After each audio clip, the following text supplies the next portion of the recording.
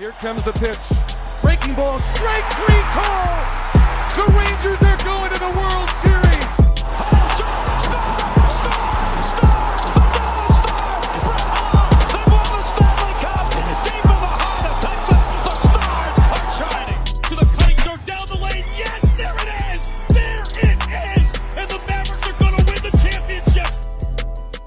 Well, hello there, and welcome to the first episode of the Dallas Sports Unfiltered podcast. I am your wonderful host, Logan Onyx here, and yeah, guys, it's a pleasure to be with you. If you have taken the time out of your day to listen to this podcast, I really appreciate it. But yeah, welcome to the Dallas Sports Unfiltered podcast. As it sounds, we're gonna be talking Dallas sports. That's my main goal of this podcast. Was I wanted an outlet to have a little fun, talk about my favorite sports teams, and keep it a little bit unbiased, unfiltered. You know, we can get a little emotional on this podcast. I'm not an analyst. I'm a fan. This podcast is by a fan for fans. I'm not going to give you any biased takes. Well, that's a lie. But I'm not going to be like super biased. I'm not really going to be biased. I'm going to keep it like it is.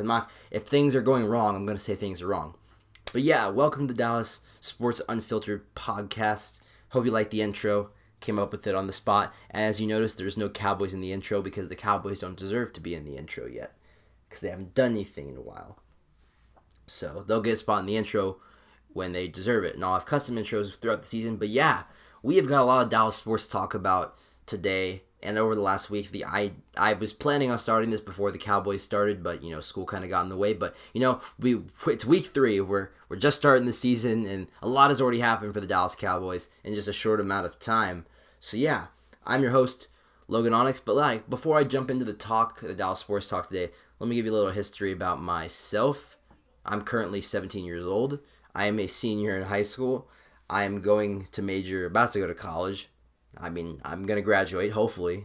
I'm going to major in sports business, hopefully at the University of North Texas at Frisco, right next to where the Cowboys practice the Star. My dream in my life right now is to eventually work my way up into some professional sports organization in the front office, become GM, player personnel, scout, something like that, whether that be in the NBA, the NHL, the NFL, or the MLB. I do not know yet. I'd prefer it to be in the NHL or the NFL because I love those two with a passion. I'm hockey and football for life, for sure.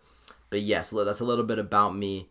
I grew up football, raised. We're Texas. It's Texas. Football's in my blood.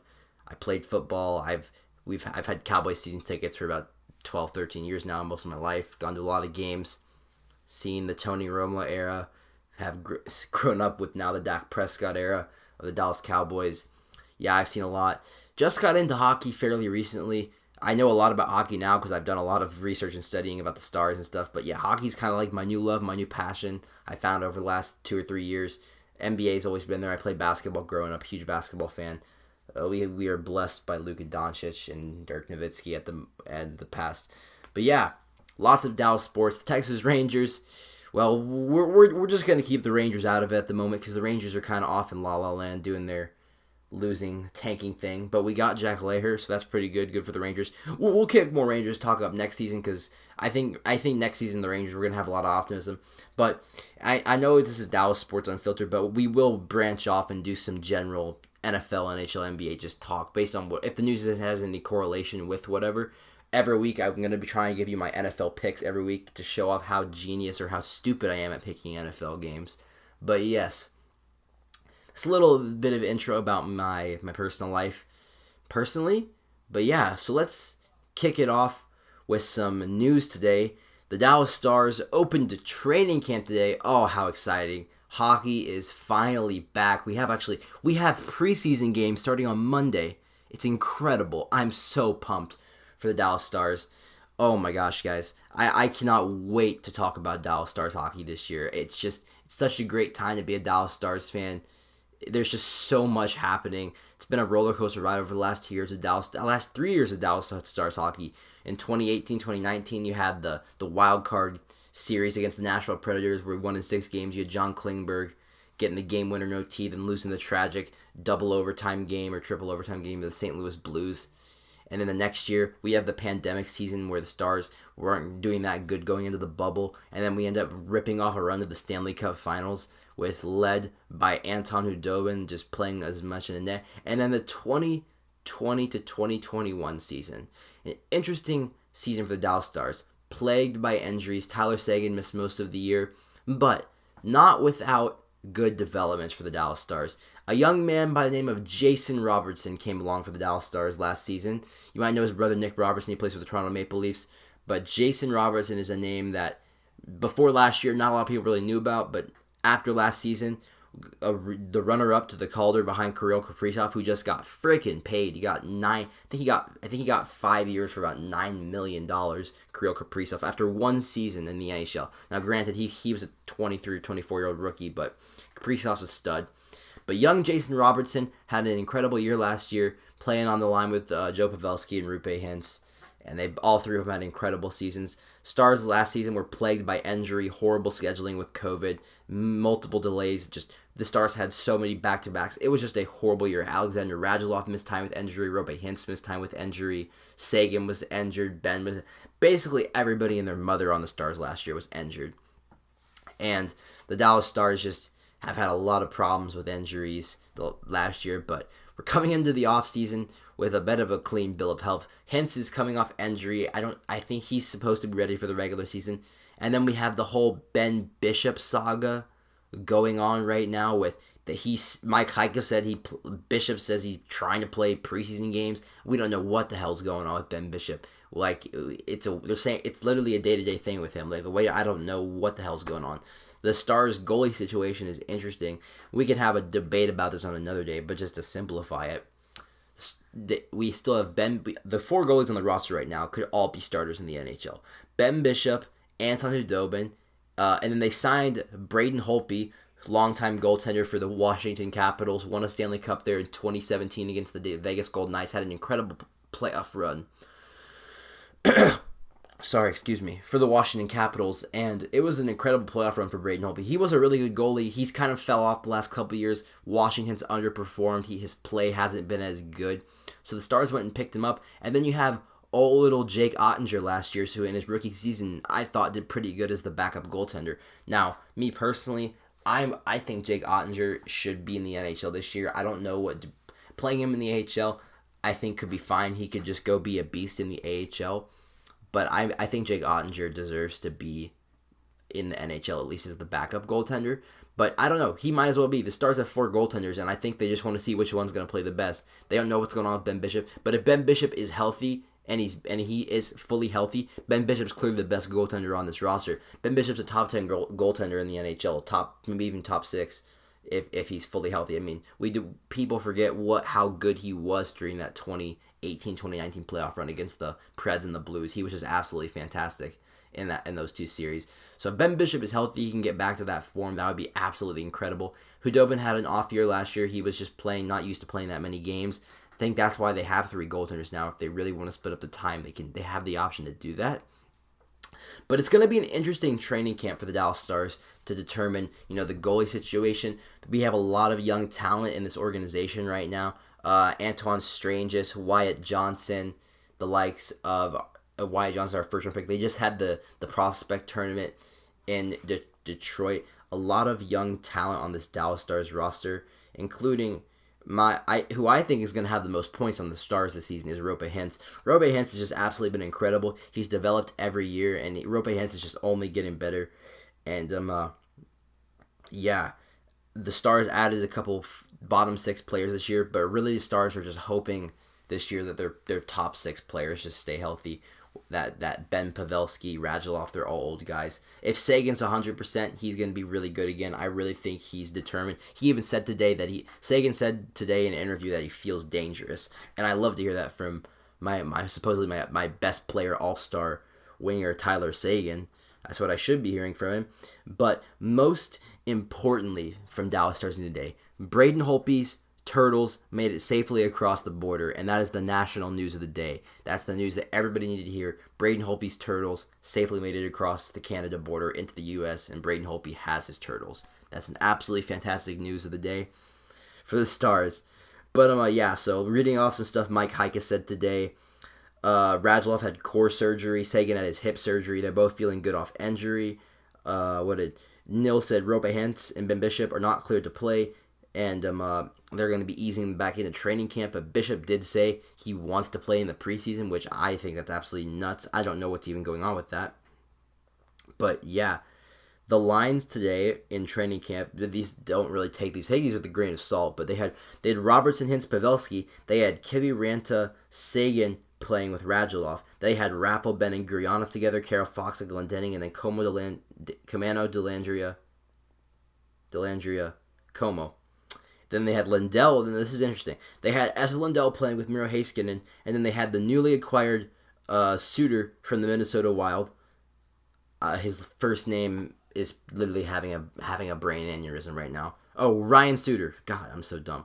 Ryan Suter is online with John Klingberg. Now, Ryan Suter is a really important addition to this team if he can be good, because Suter is a top four defenseman, and he really solidifies the top four for Dallas as one of the best top fours defensively in the NHL.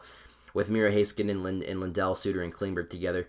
Then you have Joel Hanley, Andre Sekera, and then we have Hakanpää, big defenseman. And then we have the guy I'm looking in camp at the most, young Thomas Harley. Thomas Harley is going to be an interesting watch in camp this year, because Thomas Harley really, I think he needs to make the NHL roster. He doesn't have to make the NHL roster.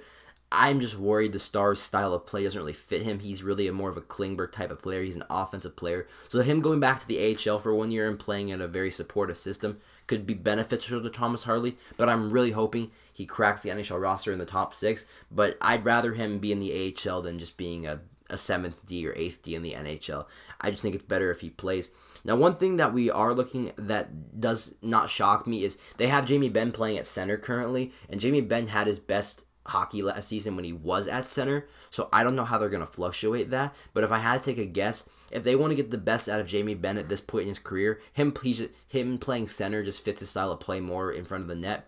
I would like them personally to go with to put Ben with Gurionov. I'd like to see Sagan, Ben, Gurionov line with Robertson, Hintz, Pavelski, and then Radulov on the third line. I would try to get Gurionov going again, so I'd play Gurionov on the wing with Sagan on the wing and with Ben on the center spot. But if they want to keep Sagan at center, you could do. I would like to also see. I could like to see Sagan with Hintz and Robertson. That could be a very good line too.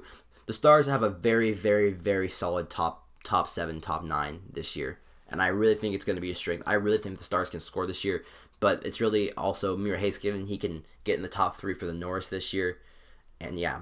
But yeah, that's just your quick overview of the Stars for training camp. That was really all the information that came out today. Lots of stuff, lots of fun stuff going on for the Stars. It was media day a couple days ago. But yeah, we'll get more into some NHL related predictions in a couple weeks. We got a couple weeks till the season starts. But we are going to transition from the Dallas Stars into some Dallas Cowboys news today. The Dallas Cowboys, it is Cowboys versus Eagles week, guys. It is Cowboys-Eagles week, and I am beyond pumped. I want to beat the shit out of the Eagles. I want to rock the Eagles. There's nothing more in the world than I love is when we absolutely demolish NFC East teams. But the Eagles, I just hate the Eagles. They've been our rival. I mean, if you're an older Cowboys fan, it's more of a Redskins I can't say that anymore. Washington football team, whatever. I don't know. The Washingtons. Yeah, but the recent history, it's been Cowboys and Washington, more of a rivalry. But I'm looking forward to Cowboys week. Some interesting notes: the Cowboys are going to lose Dorrance Armstrong and Carlos Watkins this week for at least a significant amount of time. Dorrance Armstrong suffering with a high ankle sprain at the moment, and I believe Carlos Watkins also has an injury. I have to pull the injury report, but I know those two guys are going to miss, and it's going to be interesting. You're going to see more snaps from the different defensive tackles. You're going to see Osa Odigizua taking most of those defensive tackle reps along with a couple of the other defensive tackles. I think we do get to see Chauncey Golston this week, the other rookie in the third round.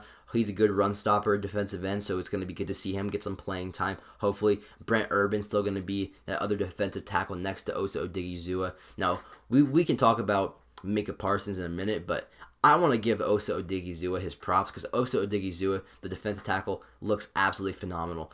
Every week on PFF, he's been a top run defensive tackle. He's just been so solid. He's playing good in the run. He's creating. He's pushing the pocket back. Osa Odigizua has been phenomenal as a rookie defensive tackle. Rookie defensive tackles usually aren't very good. They usually take a while to get.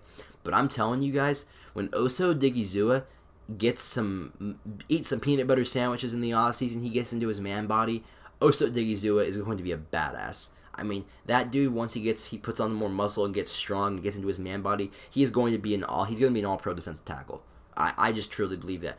And what we really need to wait for is when Neville Gallimore comes back, if those two guys are going to develop together. When Neville Gallimore and Osa Odigizua play together, I think you have a really strong first starting line defensive tackle with the flexibility to use Brent Urban, Quentin Bohanna, and Carlos Watkins in there as well. But Neville Gallimore is more of a pass rush defensive tackle, and Osa Odigizua is more of a run stuffing all-around defensive tackle. It's just absolutely going to be phenomenal. Randy Gregory came off the COVID list today as well. That's wonderful news for us, so Micah Parsons doesn't do everything.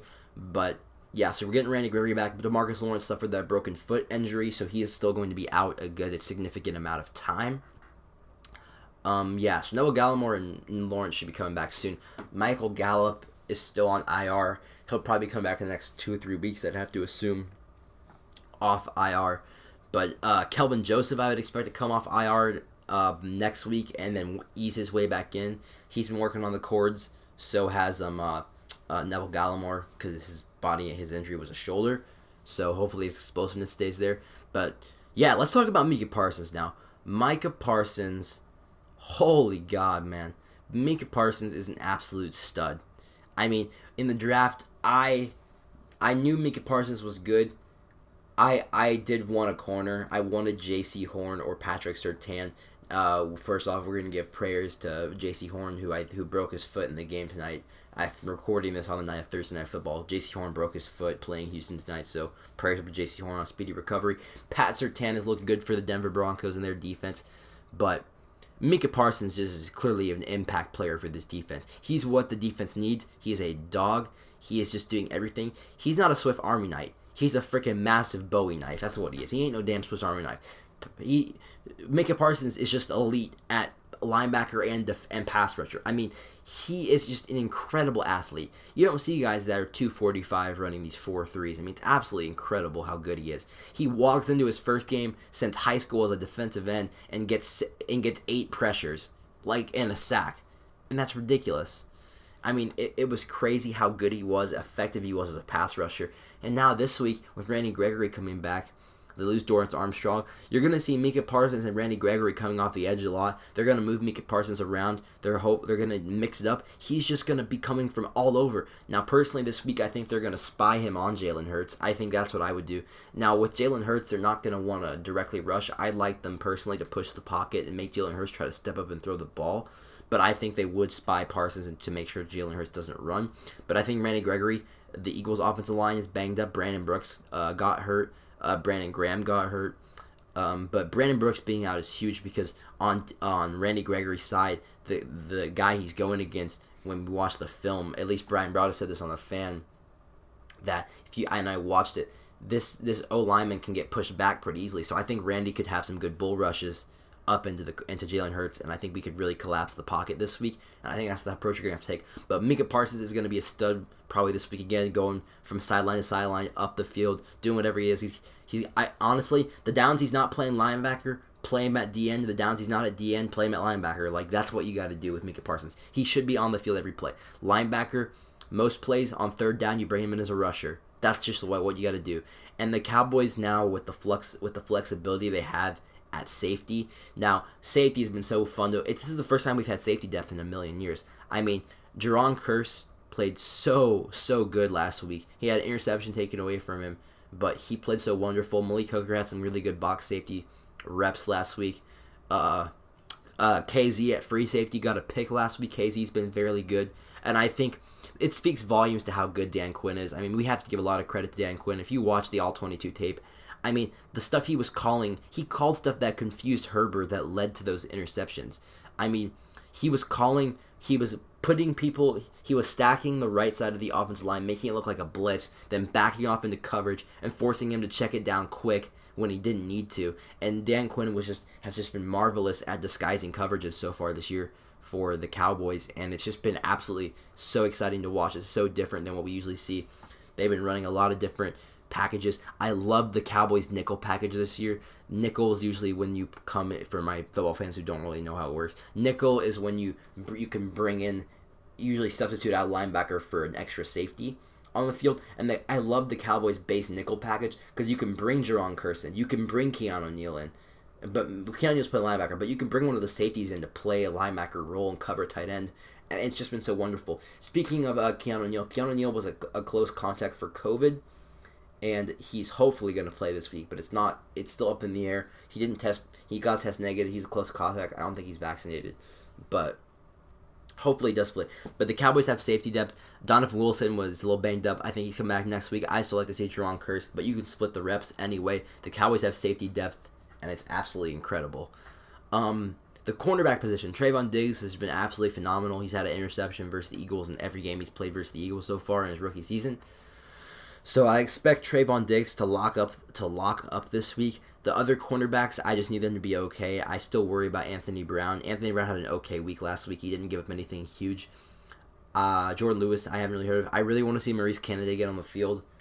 He has such a good training camp. And hopefully when Kelvin Joseph gets back in a couple weeks, Kelvin Joseph can work his way back and take over that other starting outside corner spot next to Trayvon Diggs.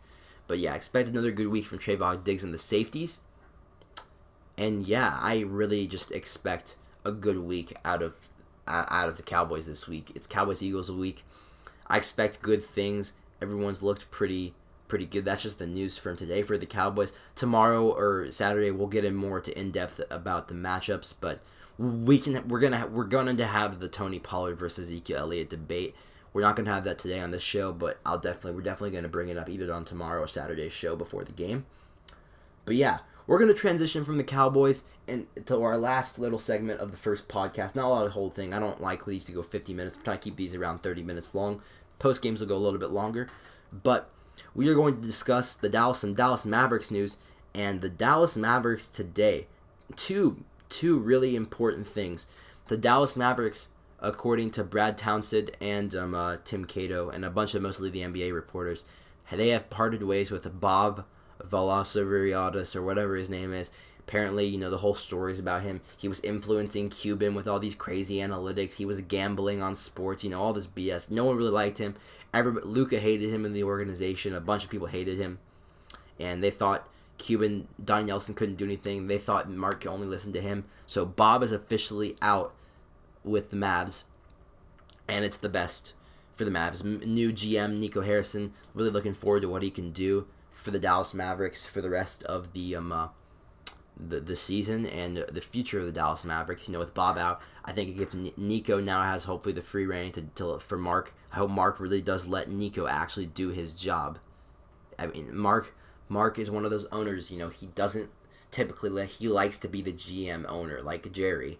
And I really hope this time Mark lets the GM do his job and doesn't influence anything. The whole thing with Bob was their analytics team. They took Josh Green over Tyrese Maxey and a bunch of other better prospects that we thought could be taken. And it really infuriates me as a Mavs fan because we passed on so many good prospects that apparently the scouting department, there was articles that Tim Cato wrote about it. The Mavs wanted Tyrese Maxey. They wanted these better players that are doing good right now that they could have drafted, but they didn't because the analytics department, led by Bob the Gambler, didn't let them do it. They went with the analytics guys, not the guys that they knew were freaking good. They didn't. If your scouting department doesn't get to have the say in the pick, what's the point of them even being there? It doesn't make any sense. So, yeah. Then the other Mavs nugget that came out today was that Kristaps Porzingis did formally request a trade after the Mavs Clippers lost series the first round this offseason. And I read the article. It was a very interesting article.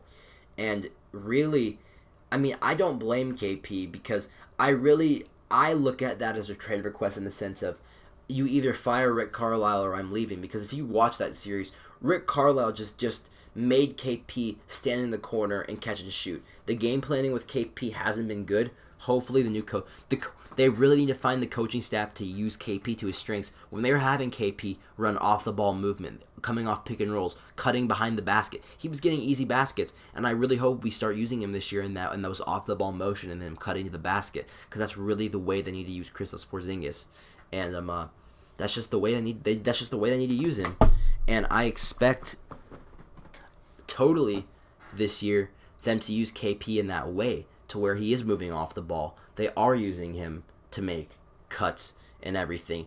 And I really trust the new coaching staff with Kidd and all these guys they brought over from the Lakers to do that with KP. And apparently he's coming back he's come back in the offseason. He has a fully healthy offseason to work out. Apparently the Mavs front office, Cuban came on the radio today and said that Luka and KP are fine. KP's looking good. He's coming back and he's happy. They fired Rick Carlisle, so I think that made him happy. He gets to be in a new system, hopefully, where they can use KP to his strength. Kidd is a very players-friendly coach, and I think that they will have the opportunity this year. The Dallas Mavericks will, to use KP in the right ways. So, yeah, that's all the news we have for today, guys.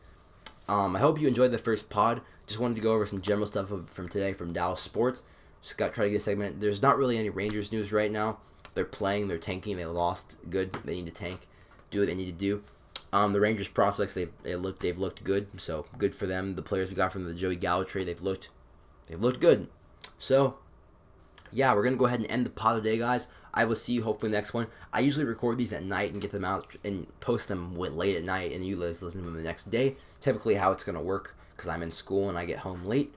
But other than that, guys, really hope you enjoyed the first podcast. If you like the podcast, if you're a Dallas sports fan, please share it with other Dallas fans, because I'm going to equally spread up the love between the Stars, the Mavs, the Cowboys, depending on the game. When we get into the NHL and the NBA season, we're basically going to have a post-game show every night for the Mavs and the Stars, because I'll be watching all the games. I really love all these teams with my heart, and I want to equally distribute to them and give them my time and effort. Hockey, NBA, Mavs, Stars, Cowboys at the moment. And hopefully we get to see some memories this year. Please share with your friends, and if you do listen to it, I really appreciate it.